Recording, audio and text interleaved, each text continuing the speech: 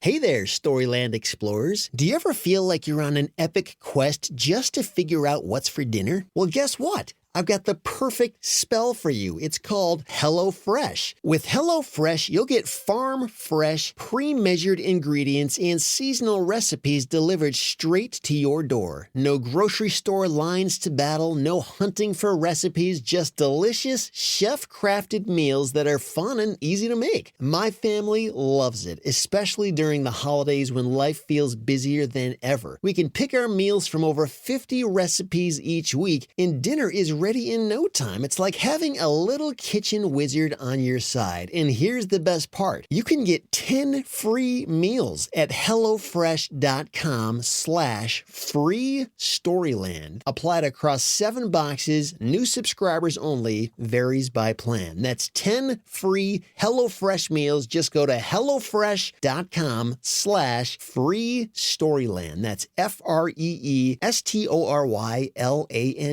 America's #1 meal kit is ready to save your day and your dinner.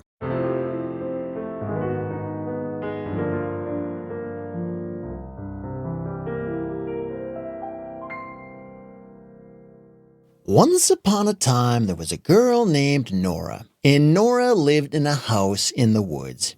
One December evening, the snow was falling softly in the woods behind Nora's house, covering everything in a blanket of white.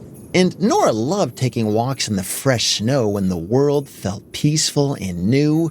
She pulled her woolen hat down over her ears and adjusted her bright red scarf as she crunched through the snow, following the path she knew by heart. And that's when she heard it. There was a small, trembling sound coming from behind a cluster of snow-covered pine trees. "Hello? Hello?" Nora called out softly, stepping carefully toward the sound. "Is someone there?" The whimpering sound grew louder as she got closer, and then pushing aside a low-hanging branch, Nora gasped when she saw what the sound was coming from. There, tangled in a thorny bush, was a baby deer. It was smaller than any other deer she had ever seen, with fuzzy brown fur and the biggest eyes she had ever seen. "Oh, you poor thing," Nora whispered as she knelt down. The baby deer lifted its head. "You must be freezing," she said.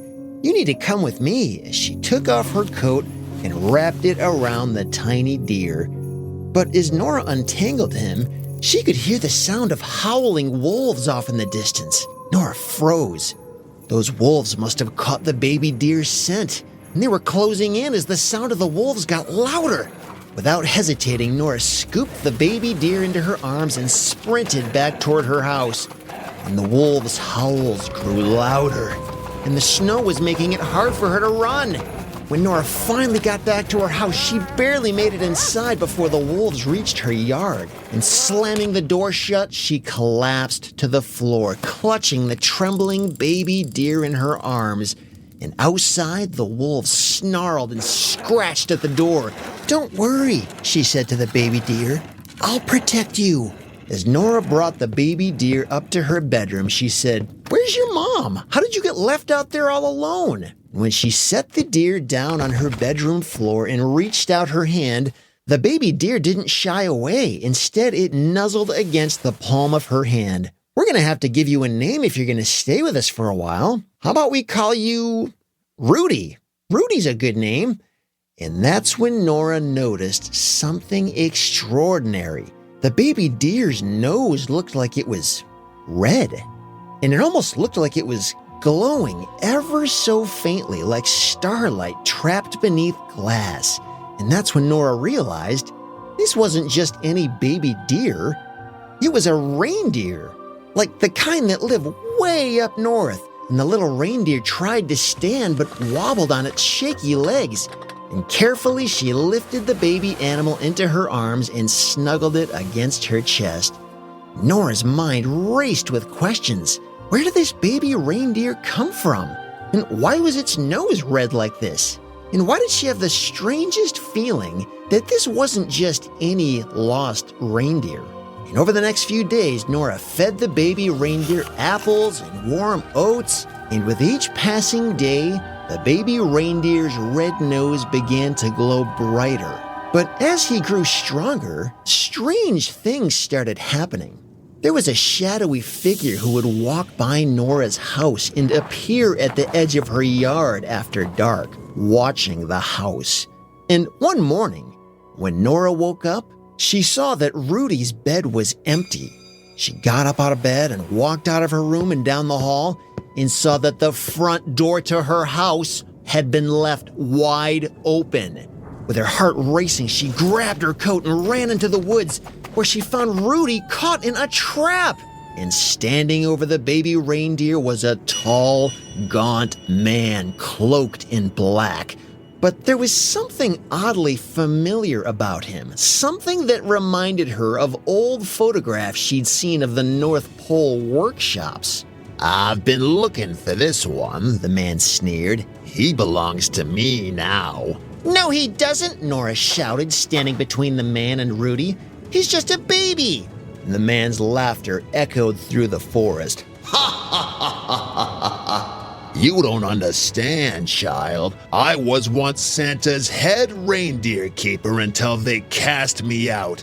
I've spent years searching for a special reindeer like this one, a reindeer with magic in its blood. This one's nose holds more power than you could ever imagine." Nora was starting to see that Rudy was more important than she'd realized. She needed help, but there was no one nearby.